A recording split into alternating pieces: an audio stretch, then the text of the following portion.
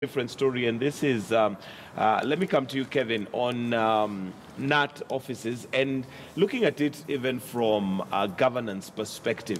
Why do we have leaders or people who will want to stay in office regardless of the fact that there is obviously turbulence? Either they are failing in their job or they're not wanted there.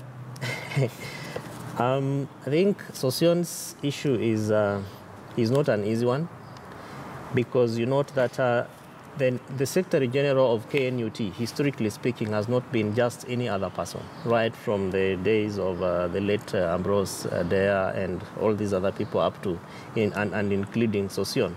And so I think from a governance perspective, this then presents an opportunity for us to be able to look at our governance systems and institutions and the ability for institutions to stand the test of time, because then we begin to ask ourselves, does not have a constitution, and what is the term of the secretary of that institution? The second thing is, probably this is the first time we are having a secretary general who is also a parliamentarian. So then they need to, if there is a gap within their founding instrument, which is the constitution, look at what happens. Do we still want to have our leader who is also a parliamentarian? In my view, I would actually vote for a secretary general who is also a parliamentarian, because if you look at very well-established governance instruments, one of the ways in which you get leaders is through their involvement in certain processes.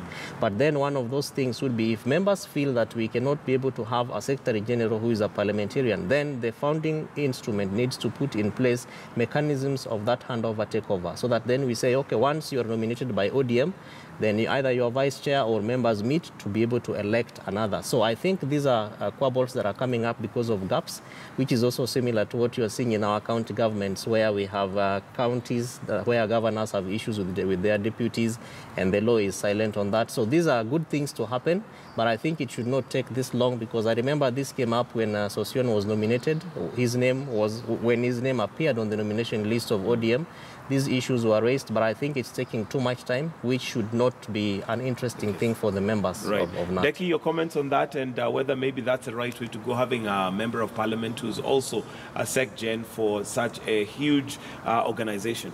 I think I have always asked myself the question, you know, when it comes to this kind of organization, there has to be a policy in place that says and states very well that this is what happens if this kind of thing takes place.